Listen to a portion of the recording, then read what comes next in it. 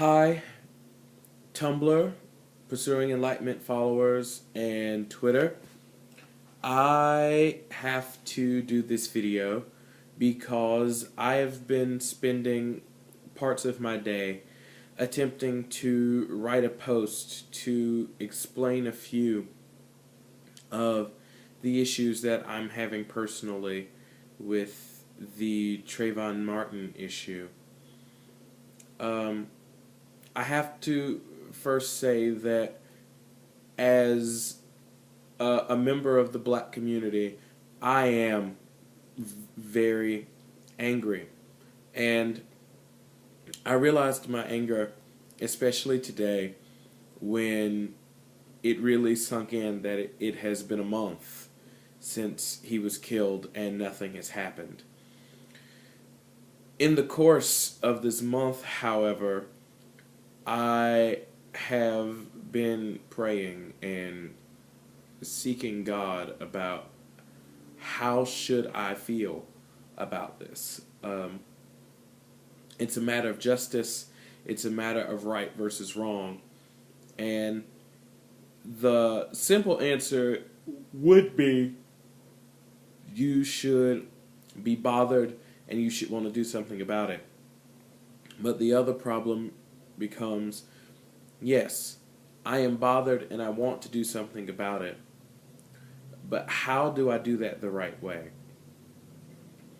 There's been a major focus in the emergent Christian community, which I would definitely consider myself a part of. Post-evangelical, post-denominational ties, post-sectarianism, period. I'm trying to keep myself outside of all of that.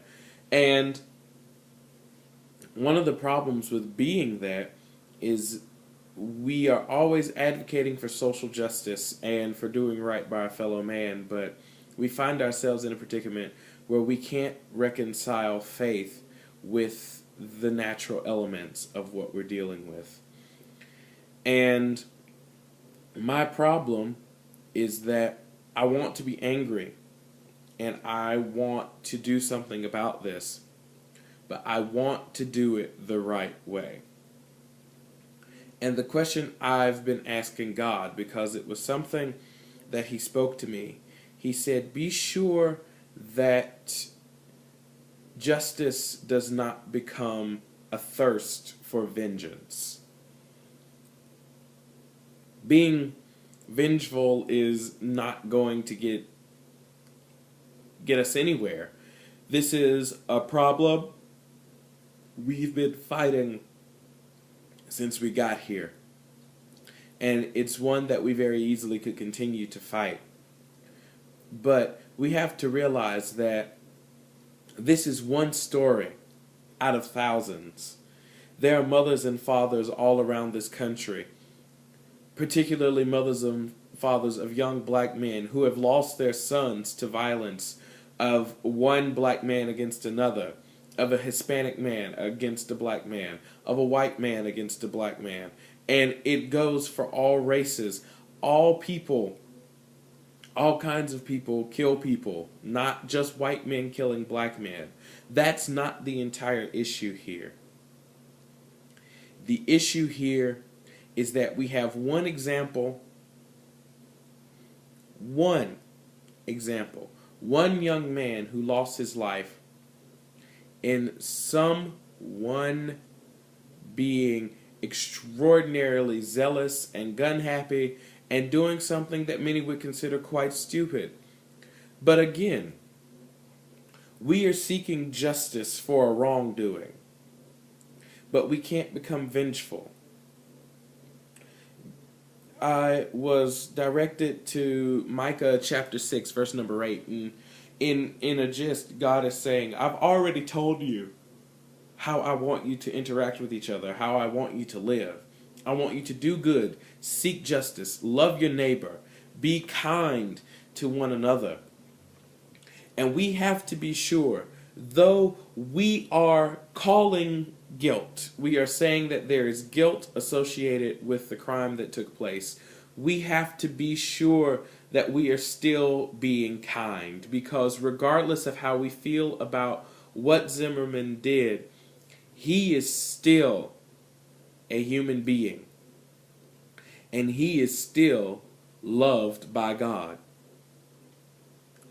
And we have to be ever so certain that justice, which is seeking satisfaction and repayment for a wrongdoing through a delegated process, through due process, seeking justice, that justice does not become vengeance to where we are going after a man in our own anger and our own righteous indignation.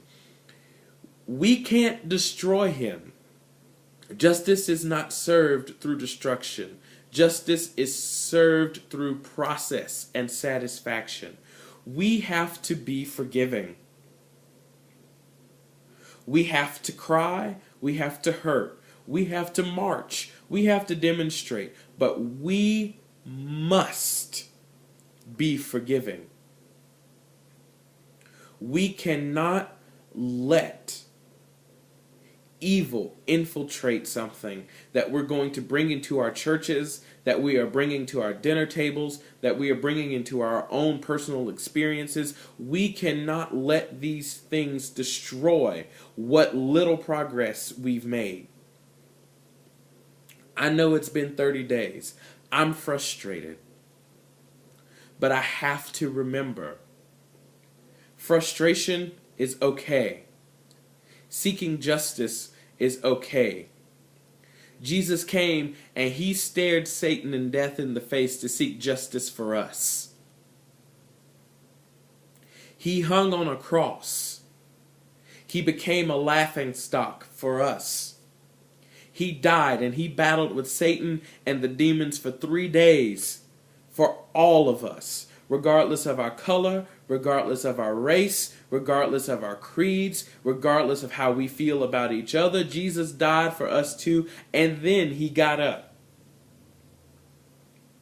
We have to remember that our Savior was the poster child of all that was wrong with society when he was here.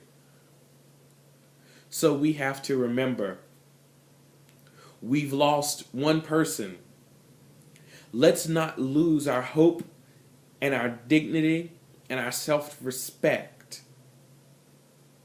because we're seeking vengeance and not justice.